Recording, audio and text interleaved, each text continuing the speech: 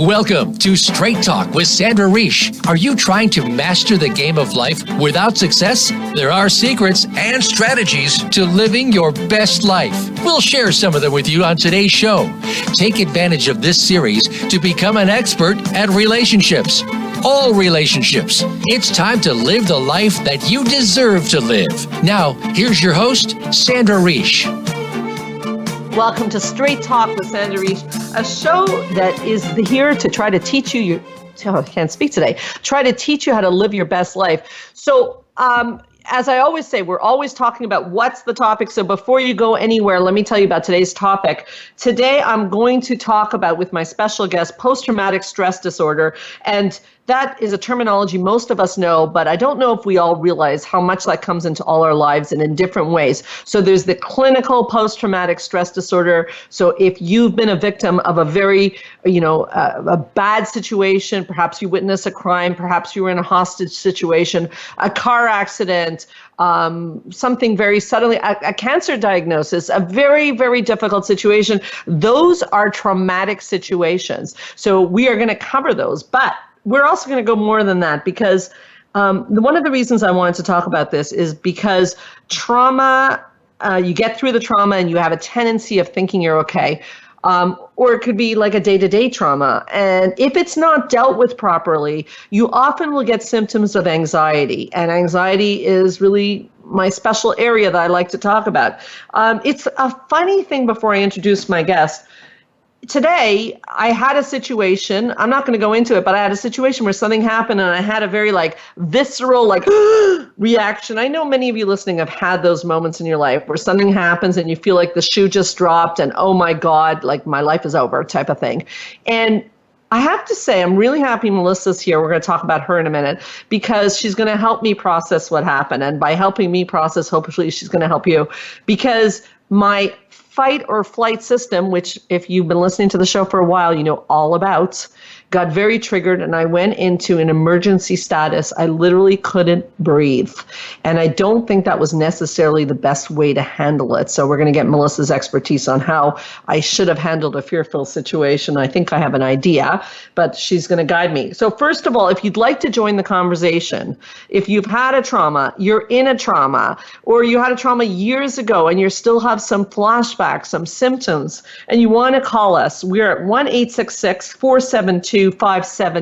Again, that's 1-866-472-5792. If you prefer to text, 514-796-4357. Email info@helpforanxietydepression.com. My guest today, she's been on the show many times because she is that amazing. And I say this on the radio, but I'm so glad I get a chance to say it to her because she happens to work for the Montreal Center for Anxiety and Depression. And boy, am I grateful about that. She is a top clinical counselor. And what's very interesting about her work, she has work in all sorts of areas, anxiety, depression, drug abuse, definitely PTSD, post-traumatic stress disorder. But what's really interesting, and she tells me she's going to be ready and willing to talk about this in the second segment, is that she has gone through a trauma herself. So she's going to help us also to understand the work she does. So first of all, Melissa, welcome back to Straight Talk. I'm so grateful you're here. Thank you. Thank you so much. I'm really happy again to be on the show and to be talking about what I specialize in because I'm very passionate about it. Not only, like you said, that I went through this, but the fact that I can turn this into help other people is my reward. So thank you for allowing me to share it to everyone else listening on the radio today. Well, I know you're going to impact a lot of people because I know that you do impact a lot of people with your amazing work, and it's very nice that you want to share it with people. My first question to you is a little bit like the story I told you about today. Mm-hmm. When someone faces a trauma or a scary situation, because I think we have to be careful because let me start with that. Yeah. How do we gauge, because I would think that anything that you deem a trauma is a trauma, but how do we gauge whether it's a real trauma or not? What's our measuring stick? That's a really good question, because there's situations, like you said, that happen that shock us, and then we get this reaction. We go to like the worst case scenario, and we do get this fight or flight. But when it's hard to know when it develops into PTSD. It's a very different situation. So the fact that the first initial reaction is the same, but when it becomes more clinical in PTSD is when we start to then, when the trauma or the situation is over, the body. The problem is that the body re-experiences as if it's happening today. Okay, so to be fair, that's very important. But to be fair, that means that any situation could be turned into a PTSD if the body still keeps playing it back. Yes. So it does. I want people to understand there's no judgment, like this situation is traumatic and this one's not. Yeah, exactly. It doesn't matter. It's what you do with it next. So first of all, when the person faces the first difficult situation or they have a shock, let's say, okay, so the fight or flight system goes off, and you're saying that's a normal thing. Well, yes, your body is responding normal, but the problem is that if it lasts, like we have critical thoughts, or then we get into the worst case scenario, now it turns into anxiety, and that might not be helpful. Okay, what about that worst case scenario? Because that happened to me a bit today, so I think I need a refresher. So you get a shock. How do you not go to the worst case scenario? Like, what's the strategy? It's really hard. It's really hard because our mind just races, first of all. But the problem is that when we're in anxiety, when we are confronted with whatever the stressful situation is, I call it like your brain goes through a do-it-yourself lobotomy, which means the frontal part of our brain, which controls our planning, reasoning, decision-making, logical thinking, that all goes offline when we are confronted with this fight or flight response. So the problem is that when we're in that moment, our brain is not working at its optimal level. So it's really hard to go into thinking rationally, because it's part of our brain is offline. So that's why we go into our worst case scenario. So I'm going to repeat that because it's so powerful. Part of our brain is offline. Yes. Okay, so how do I bring my brain back online? Yeah. So there's a couple strategies that we can do, although very hard. But again, it's like when we have to create a new highway in our brain. So what we can do is we can take deep breaths to try and turn our brain online.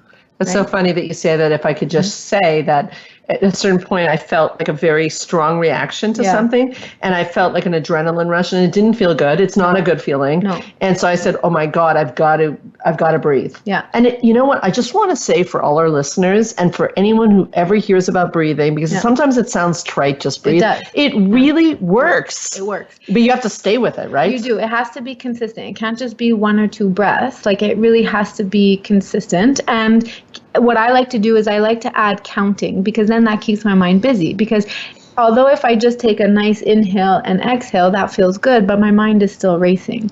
So the breathing is not meant to get rid of anxiety. That's what I tell my clients too. It's not meant to get rid of it's what it meant to do is just help you gain more oxygen to your brain, so it can turn it back online, so that then you can proceed about how do I want to handle this situation. But the first thing first is we need to get our brain back online to be able to deal with this. So breathing helps. I have another strategy that I use. It's called 5, 4, 3, 2, 1.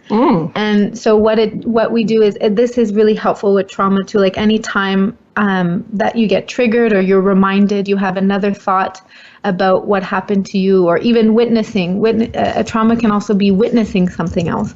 But as soon as you have these negative thought or a scary thought, it's to look around the room. It's a grounding technique to look around the room and notice 5 things you see and try to describe them. So like right now I see this Kleenex box, and it has these like pink and red tulips with like some white tissue coming out. So I would name 5 items. Then I would name 5 items that I hear. So I hear the humming of the computer. I hear the cars outside. I hear my voice. So just things that I hear. And then I would go to 5 things I feel, but on the outside, because your body, so it's like overloaded with internal feelings, like that adrenaline that you talked about. But now like, you would identify things that your body feels. So, for example, I feel the glasses on my nose. I feel the watch on my hand. I feel the ring on my finger. So just going through to calm ourselves down. Hopefully this then will kick in your rational part of your brain, and then you can try to have more rational thoughts about the situation and not go into catastrophizing and going into the worst case. Well, okay. So first of all, I can't thank you for those strategies, because I think it's very important, because catastrophizing is very, very, it's very easy to fall into. And I think we all do it to a certain extent. So breathing and the 5, 4, 3, 2, 1 is really fabulous stuff. So let's take it one step further. So in my case, I breathed, I calmed down, and I'm fine. I'm here to tell the story. Yeah. But in many traumatic situations, like you said, the clinical PTSD, the story's over, and then you have flashbacks of the situation. Your body reacts. Yeah. Okay, and that's very unpleasant. Yeah. Yeah. So what is the treatment for post-traumatic stress disorder? Like what do we do? So, and I want to hear your opinions about this too, but this is what I do, is that especially one of the characteristics of PTSD, like how do we know it's PTSD, is that we have these flashbacks and nightmares. Now, not everyone that goes through a traumatic event develops PTSD, but those are 2 signs that you might be suffering from PTSD. So what I do is that I, like in that case where you had that reaction, is just to remind, like when we have that flashback and it's like our body really physically, as if it's going through the whole trauma again. And so what we need to do is just do those breathing, do the exercise, and then try to remind yourself that the trauma is over. It didn't happen. It's not happening now. It might have happened in the past, but I'm safe right now. And just try to reassure, create a mantra for yourself, like I'm safe. And you have to trick your mind into, because I'll explain it in the other segment, but we really have to try and trick our minds into believing, telling it that the trauma is over, that although I'm having the same symptoms of it, the actual trauma is not reoccurring again. What would you say, before we take a break, what would you say to someone who's living through a trauma that is ongoing right now? What do you say to that person if they're listening right now? Yeah. What do you say? Yeah, that's difficult too when it's ongoing. So I would try to really process the feelings associated. If there's any shame, any self-blame, any guilt, any survivor's guilt, any really trying to get through those tough emotions and keep using the techniques to help bring the anxiety down. Okay, so I think that gives somebody right now something to think about. Perhaps you're going through a trauma. Our listeners are listening, and as I said, if you want to join in, call us at 1-866-472-5792. It would be our pleasure. We're going to take a short break, and we'll be back to talk about how Melissa got through a big trauma in her life, a very serious situation she went through that could have led to lots of flashbacks. Maybe it did. I don't even know the answer. And also, I want to come back to that question of people who are currently in a crisis that's ongoing. What do they do? So we'll be right back with Straight Talk with Sandra Reich.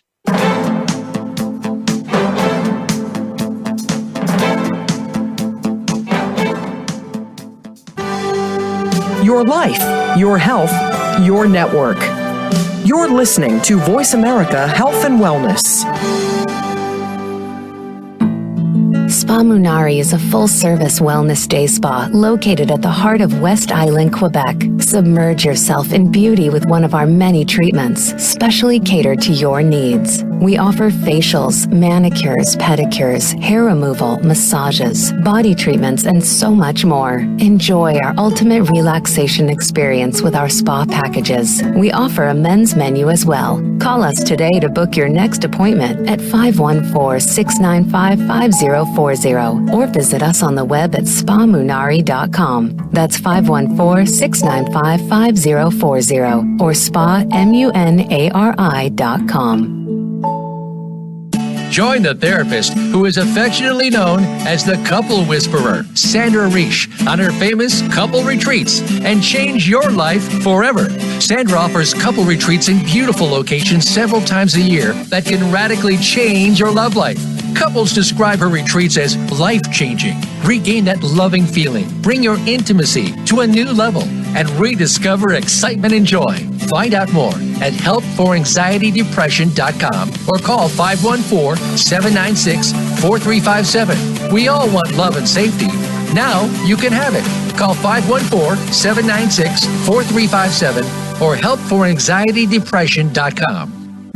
Change your life forever with the latest cutting-edge products for home study treatment for anxiety, featuring the clinical director of the Montreal Center for Anxiety and Depression and host of Straight Talk, Sandra Reish. Sandra is joined by top therapist Georgia Dow in this revolutionary Anxiety Videos therapy series. Thousands of people have benefited from this scientifically proven treatment approach. Isn't it time you chose yourself? Visit anxiety-videos.com right now. That's anxiety-videos.com and change your life forever. A fresh look at today's health. Voice America Health and Wellness.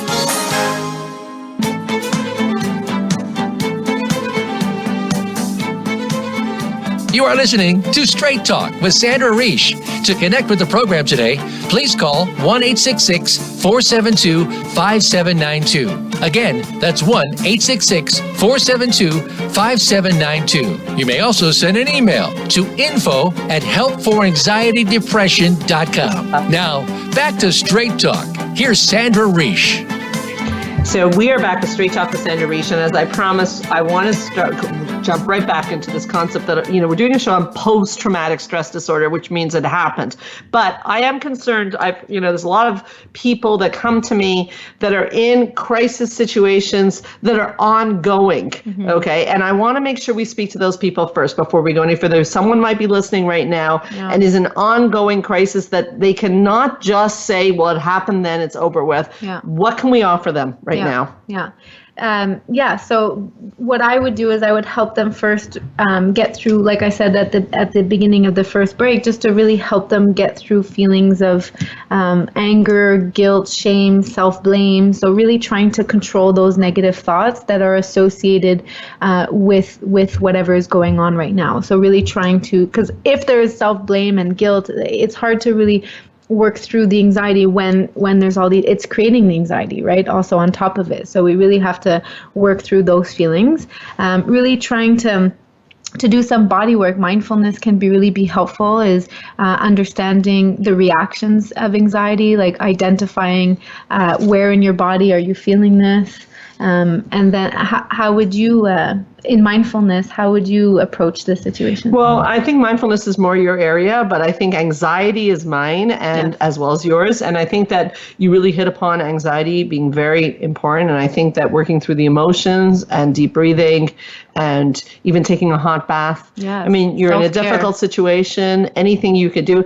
I am very much the type of person, it's a bit weird, but the most difficult moments of my life, I go do an incredible workout, a sweaty workout. It's the last thing you're going to feel like doing. It's probably the most powerful thing you can do to reduce adrenaline in your body, because the adrenaline's shooting through me and it doesn't feel good. And anxiety, unfortunately, brings anxiety. It's a vicious cycle. So I would recommend people really, no matter what they're going through, still to move their bodies and to do their food, sleep, exercise protocol, which sounds so simplistic, but so important. Are you eating? Are you sleeping? Are you moving your body? Yeah. Those are my thoughts on that. So why is it important to work through that? To work through what? The anxiety and work through not avoiding and... Great question. Okay, so the problem is, and as you know, the problem with all difficult emotions in general, and this comes up on Straight Talk all the time, is that there's a tendency when you have a bad feeling to want to avoid it, because nobody likes a bad feeling. The problem is emotions are energy, and what you try to resist will persist, meaning you push it down and now it's like a ball under the water. It's going to keep popping up. So with a traumatic situation, it's very controversial in psychology, because sometimes one could argue, well, don't make your client talk about the traumatic situation again, because you're going to re-traumatize them. So we have to be very well trained to be careful about that. But actually, my experience, and I'm curious if yours is, and my training, that usually people do have to talk about the incidents. And this brings me to what happened to you. So why don't we share with our listeners that you were in a very famous traumatic situation. So it's a perfect example so people can relate to you. What happened?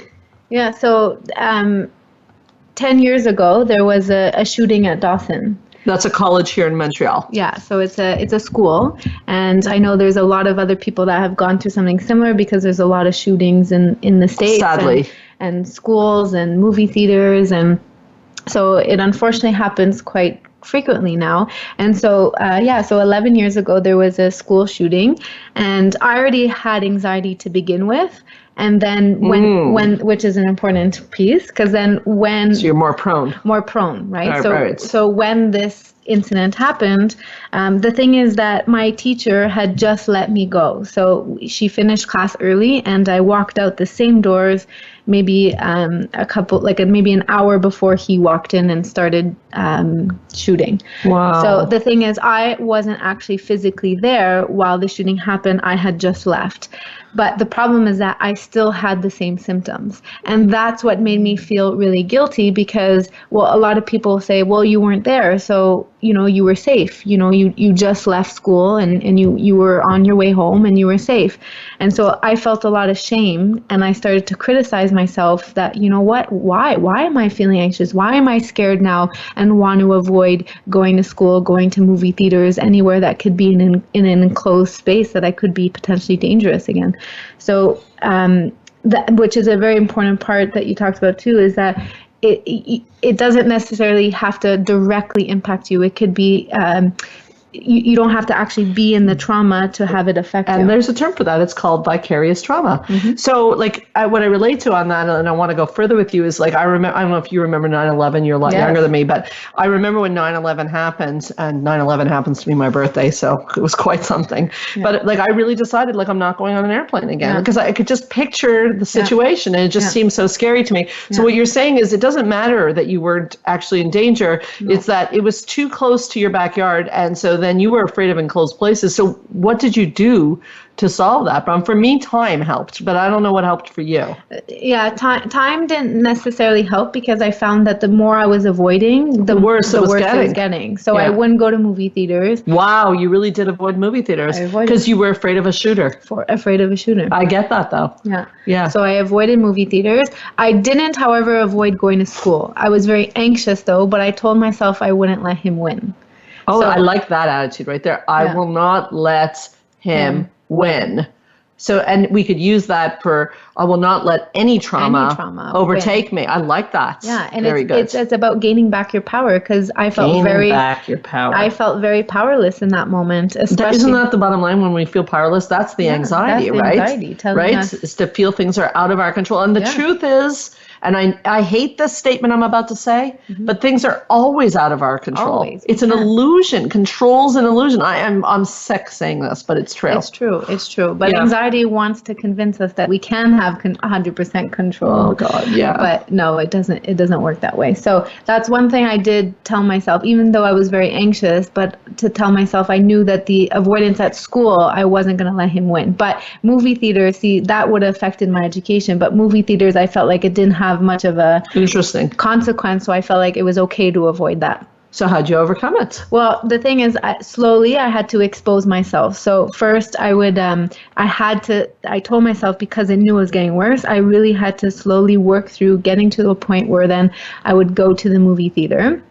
But I would have to use the techniques that I just told you at the... Were you working with a therapist, or you were therapizing yourself? I was therapizing myself. Wow. Yeah. So you so this is during the time that you were in school studying to be a therapist, or you were I was in psychology at Dawson. Right. Yeah. And so that's very unusual what you did, because most people, once they avoid, are not going to start exposing themselves. No. So where did you find your strength?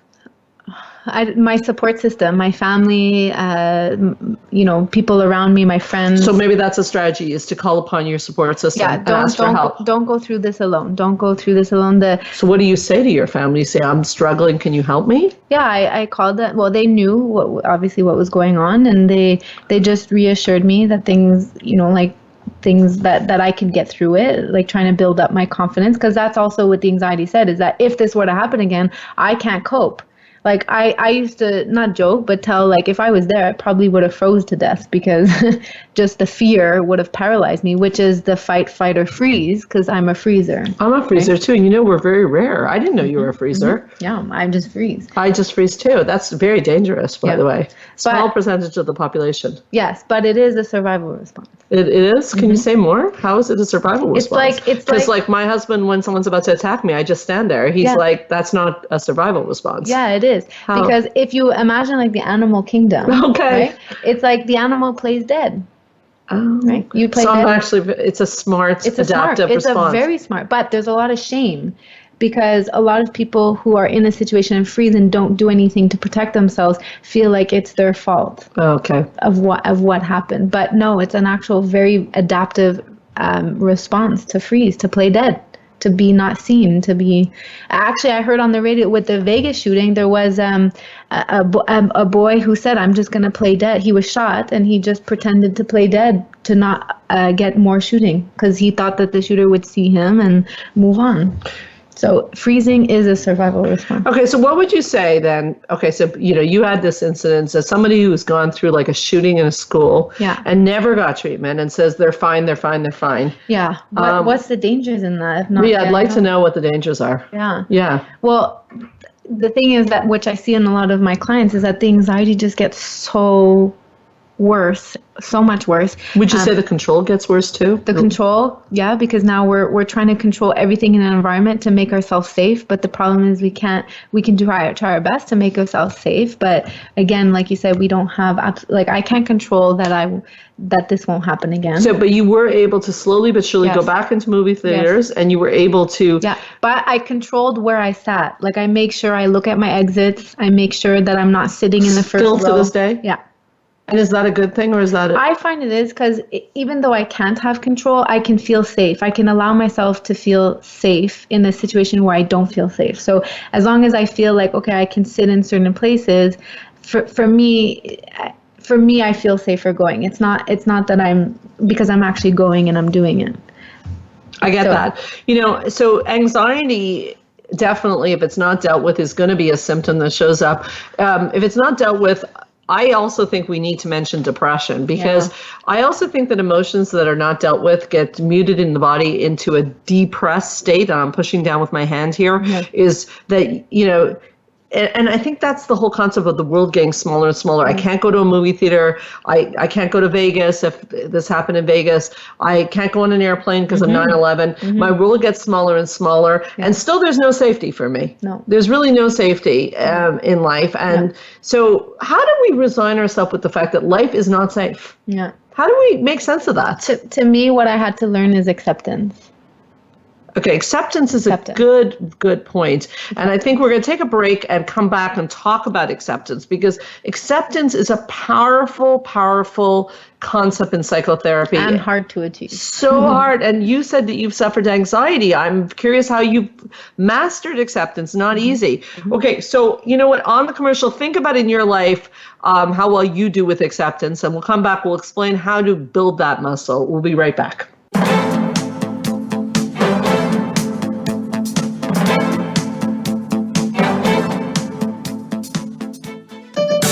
Your life, your health, your network. You're listening to Voice America Health and Wellness. Change your life forever with the latest cutting-edge products for home study treatment for anxiety, featuring the clinical director of the Montreal Center for Anxiety and Depression and host of Straight Talk, Sandra Reich.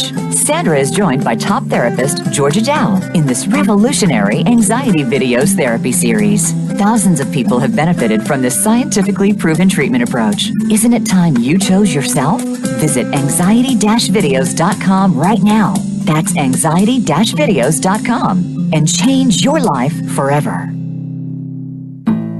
Spa Munari is a full-service wellness day spa located at the heart of West Island, Quebec. Submerge yourself in beauty with one of our many treatments, specially catered to your needs. We offer facials, manicures, pedicures, hair removal, massages, body treatments, and so much more. Enjoy our ultimate relaxation experience with our spa packages. We offer a men's menu as well. Call us today to book your next appointment at 514-695-5040 or visit us on the web at spamunari.com. That's 514-695-5040 or spamunari.com.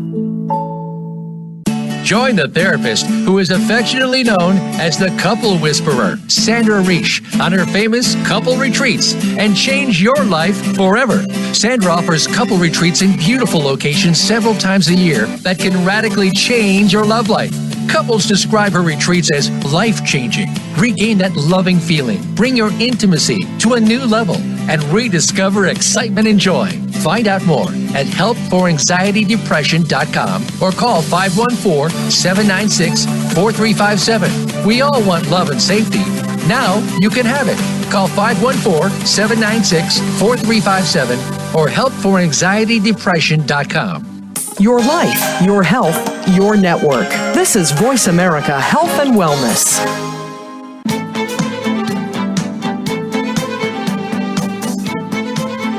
You are listening to Straight Talk with Sandra Reish. To connect with the program today, please call 1-866-472-5792. Again, that's 1-866-472-5792. You may also send an email to info@helpforanxietydepression.com. Now, back to Straight Talk. Here's Sandra Reish. So we're back on such an important topic, post-traumatic stress disorder. Sometimes I think life is one big post-traumatic stress disorder. There's a lot of things that can go wrong in life. And unfortunately, shootings like what you went through in your college, unfortunately, have become a normal part of our society. And many people have had to go through that. So we were talking before the break about the concept of acceptance. What did you mean by that? Well, just really that I can't control, because again, anxiety talks about the worst case scenario and future like right now my anxiety is preparing me to future anticipated events that's going to happen. And so acceptance is the concept that I can't control what's going to happen 5 minutes from now. I have no idea, right? Can you see what's going to happen 5 minutes now? No, I don't have that ability. No. Oh, man. If I did, I'd probably be really rich.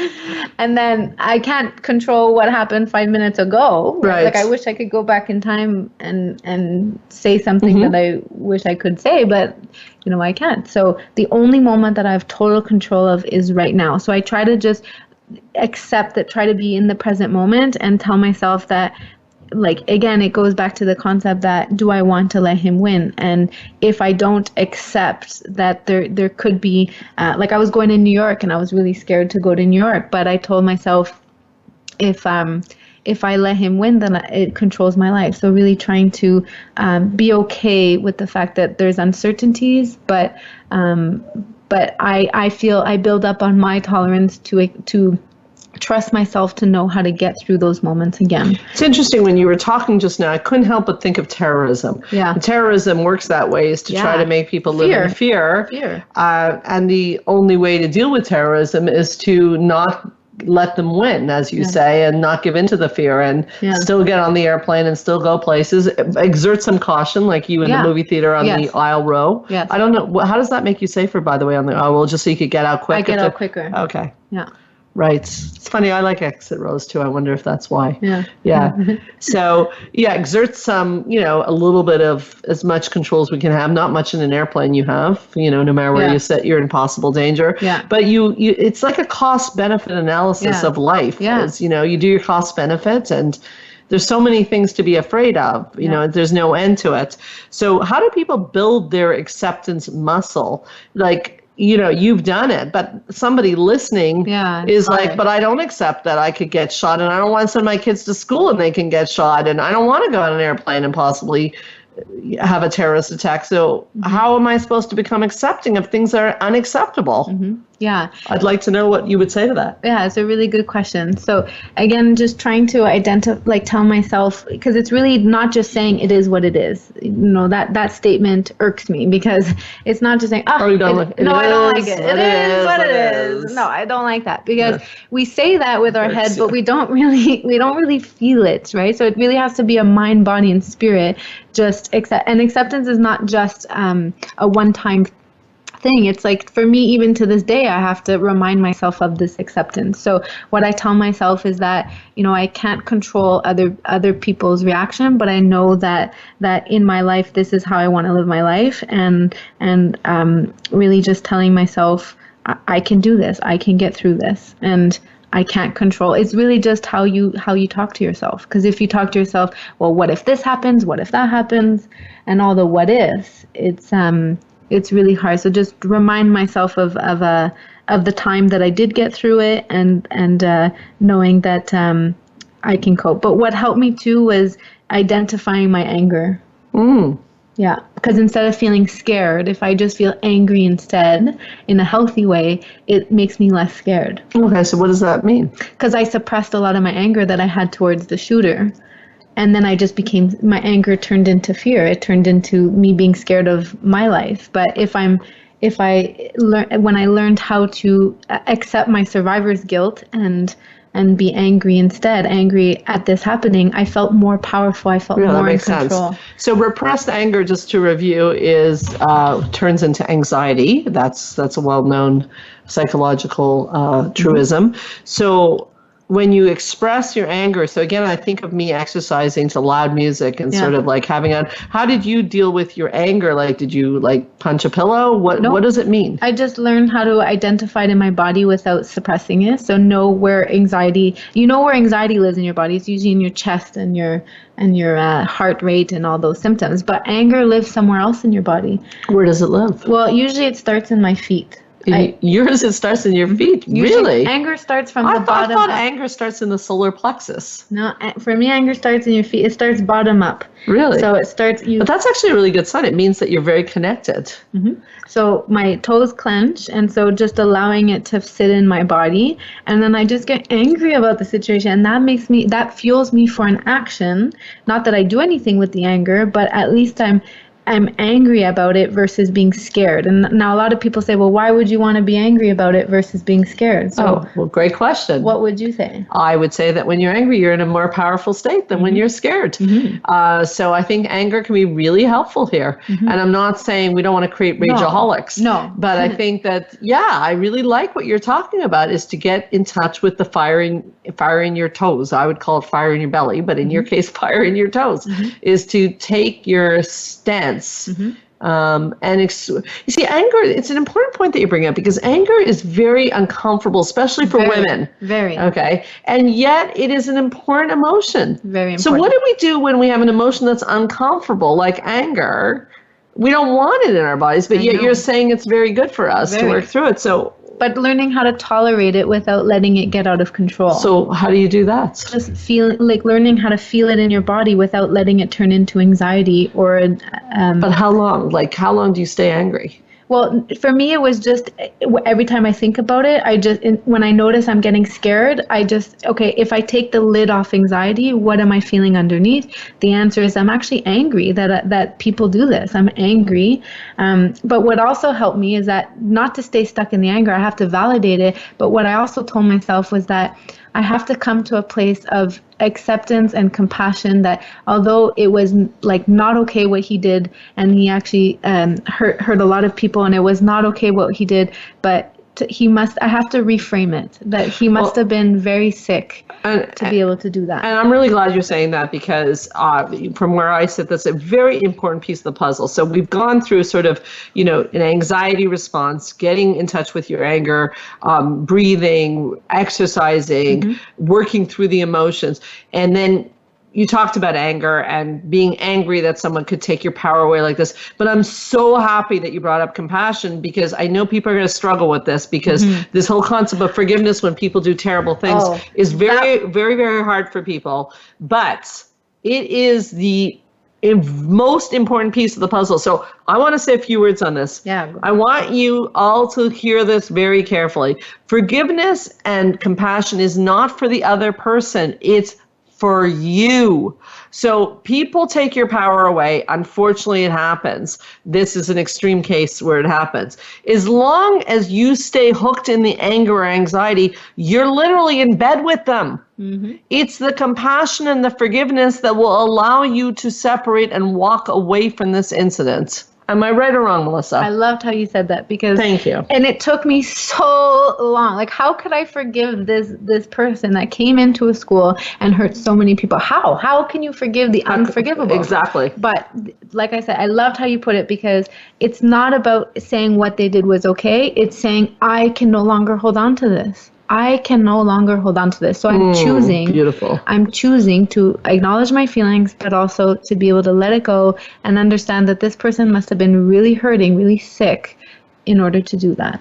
I think that probably people listening are struggling with this right now, because I know people struggle in my office.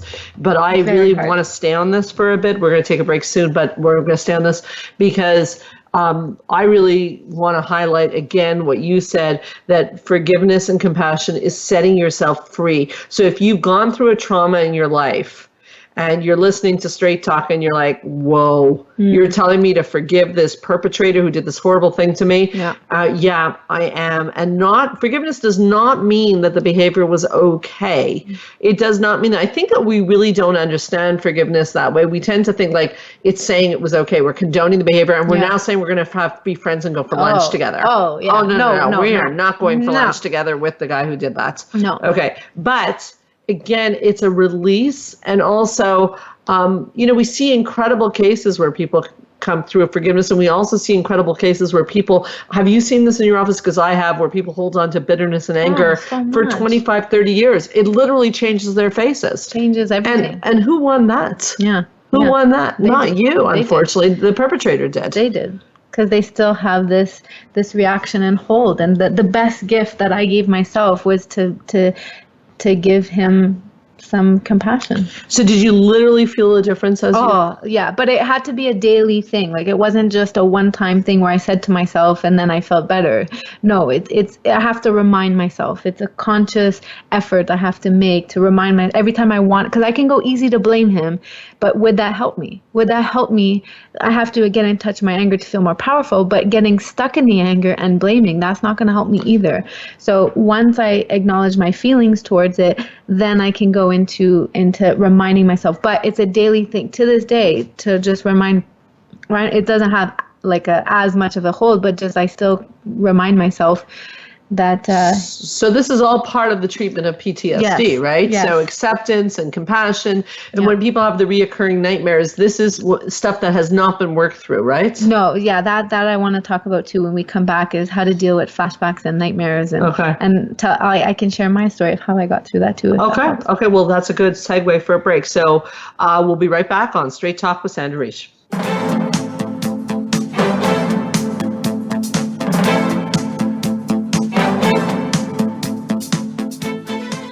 Opinions, options, answers. You're listening to Voice America Health and Wellness.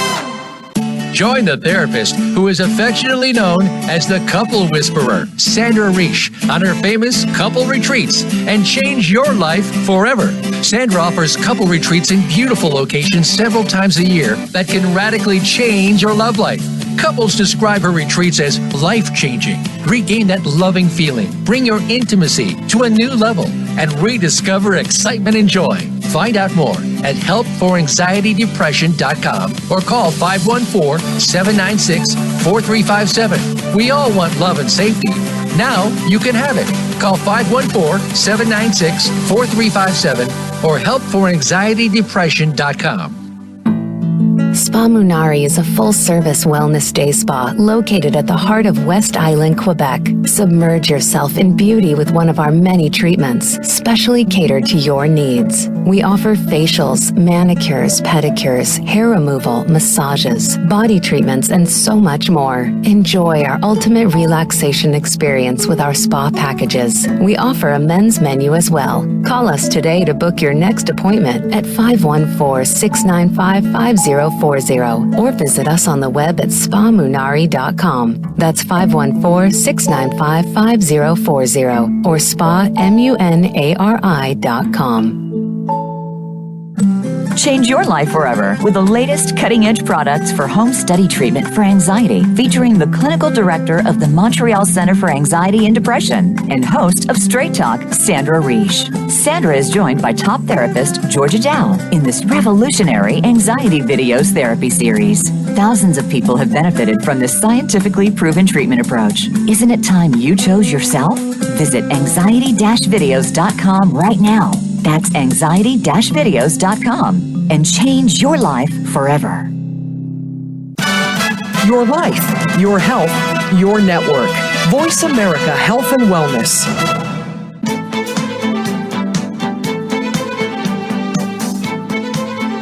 You are listening to Straight Talk with Sandra Reish. To connect with the program today, please call 1-866-472-5792. Again, that's 1-866-472-5792. You may also send an email to info@helpforanxietydepression.com. Now, back to Straight Talk.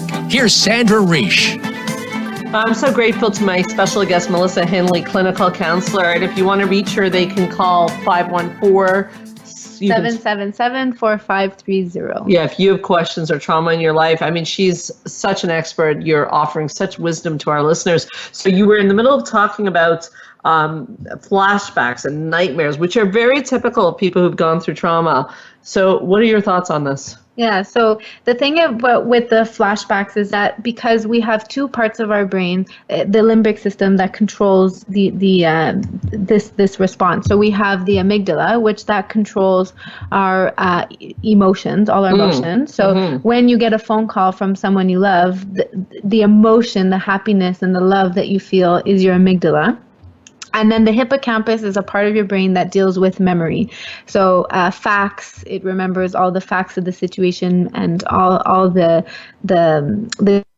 details get stored into here. So this is when you get that phone call, this part of your brain gets triggered when you this part of your brain gets triggered when you remember that whoever is on the phone call, this part of your brain gets triggered. So really remembering the facts of the situation. The problem is that when a stressful event happens, there's so much going on in your brain that your hippocampus doesn't work properly. There's too much stress going on in your brain, so your hippocampus doesn't work properly. That's why sometimes when we go through a traumatic event, has that ever happened to you where you don't remember the specific details, or like you don't remember? You know where it's relevant for many of our clients is that when they don't remember their childhood. I usually say not remember your childhood is a sign of some trauma. It is, exactly. The brain shuts down. The brain shuts down. Yeah. This part of your brain does not record everything in details. That's why even the 9/11 example, they actually did a study where they asked people what they were doing during that time, and they found out that a lot of these memories were not accurate. Oh, really? Yeah. Wow. Because high stress actually changes. That's why we might not remember, or our mind totally forgets details or different situations. So the thing is that because there's too much stress going on in the hippocampus, that's why, like when we go through, like just like the show, there's a beginning, there's a middle, and there's an end. The problem with trauma is that the brain didn't record the end yet. So that's why it feels like it's reoccurring all the time. And that's why we get these flashbacks, and it really brings us as if the trauma is happening again. So a lot of times with my flashbacks, it could be because I wasn't there, I would visualize what it would have looked like if it was there. So flashbacks are visual imagery that pops into our mind, and very automatic. They just pop into our mind, and you get the same responses, same physiological responses. So what helped me to get through this, and I want to hear your thoughts too, is that what I was talking about is remind yourself that it's just a memory. Right? Like I tell myself, okay, and label what it is. Like, okay, I just had a flashback. Labeling actually uses a different part of your brain to kick in your rational side. So that I just had a memory. How do I know I'm safe? I'm looking for facts. So right now the trauma is over. I'm not going through that trauma again. And what tells you around the room that you're safe? Like right now I'm here sitting with Sandra. We're here. There's the door's closed. There's no imminent danger that I see right in front of me, because my body's telling me there's danger, but I'm looking for facts as if right around me there's no danger. And this is what I do when I get scared and triggered in a situation. What else would help you? Well, it's interesting, as I'm not a PTSD specialist per se as much as you are, Melissa, but it's interesting when you talk about that. What comes up for me is anchoring and grounding, which is almost a little bit more of an energetic spiritual concept, but really anchoring your legs down. That's the safety that I'm here like a tree. I'm here. I'm solid. I got this. I'm very much I'm someone who tells my clients in all situations to pass by the mirror, look at themselves in the eyes, and give themselves one of these, I got you. I got you. I like that. And I think it's so important to feel that you've got your back no matter what, because when you're in these difficult situations, you really do feel alone. Yeah, you do. Yeah.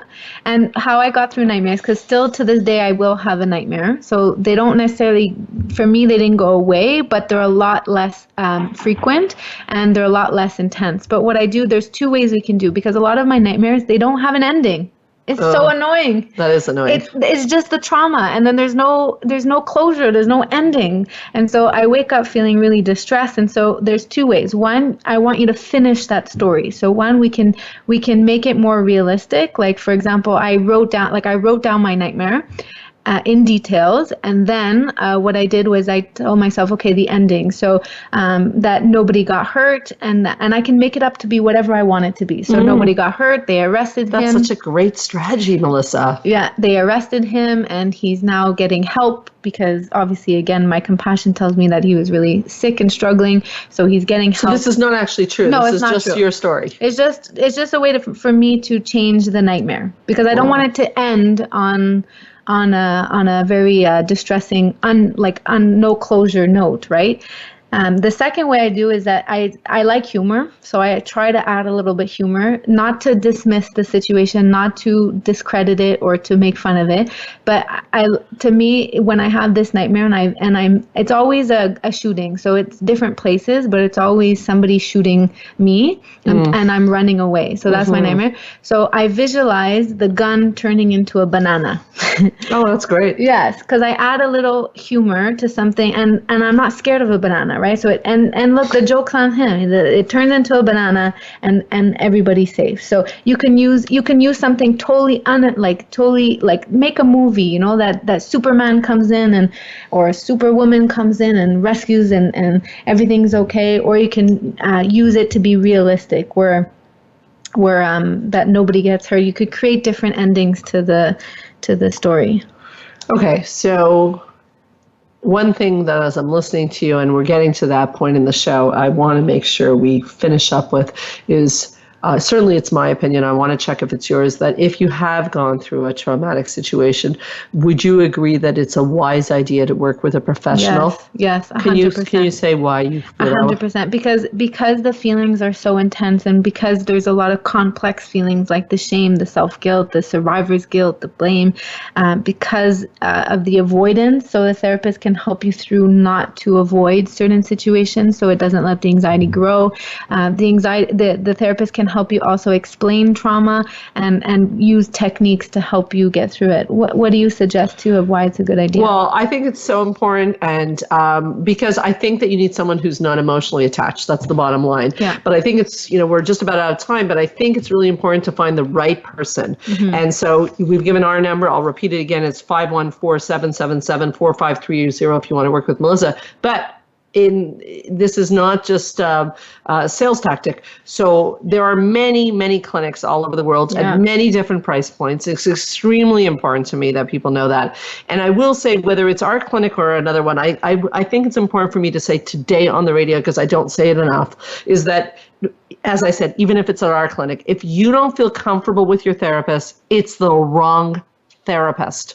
You should know, because if you're dealing with a post-traumatic, you definitely want to feel safe in your therapist's office. If they're bringing back the trauma in a way that feels uncomfortable, you need to speak about that or switch therapists. So there's CLSCs, there's local places, there are free places, there are cheap places. I think that because people say, Melissa, as you know, they don't have the money for therapy. And I think that really we're very lucky that in North America, and I think probably many places, there are social services. There are many, many options. There's many great books written on post-traumatic. I was just about to say that. Good. Yes. Many good books on that. I'll let you have the last word, but we're going to have to wrap it up. First of all, before I let you have the last word, let me thank you for coming back on Straight Talk. Such an important topic, and one that you brought your personal and professional viewpoints. Really appreciate. Thank you, Melissa. Your final words for someone who's gone through this or is going through this. Thank you. I'm really glad to be talking about this. It's not easy, but this is my reward. It's still not easy, huh? Still not easy. Yeah.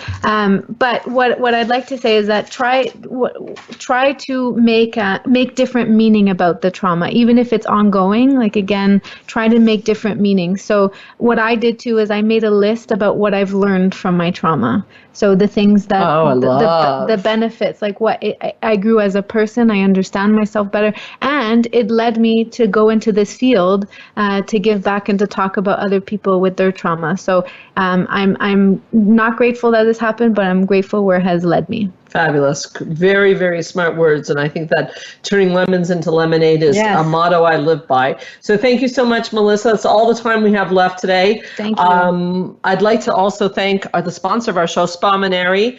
Speaking of trauma, if you need some time, take some time for yourself. Give them a call at 695-5040. Mention Straight Talk, get 15% off any of their service.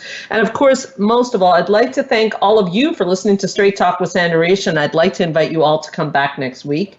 If you're interested in our retreats, therapy, or any media that was mentioned on this show or previous shows, check out helpforanxietydepression.com. Also, if you go on straighttalksandrareish.com and add the /radio gifts, you can get all sorts of free gifts. Or you can also check out our Facebook page, Straight Talk Sandra Reish. You can leave a question for Melissa or myself there, and don't forget to like the page while you're there. Remember, you can hear this and any prior show as a podcast on my website, straighttalksandrareish.com, on the podcast app of your iPhone, and on iTunes under Straight Talk with Sandra Reish. And you can drop me a comment or question at info@helpforanxietydepression.com. If you're a professional and you're looking for keynote speakers or training on anxiety, depression, emotional regulation, or just living a purposeful life, remember, I am your source for evidence-based practice and education. My name is Sandra Reish, and I promise I'll help you learn to live your best life again next Thursday, same time, same channel. In the meanwhile, this is Straight Talk with Sandra Reish. Keep your eyes on the stars.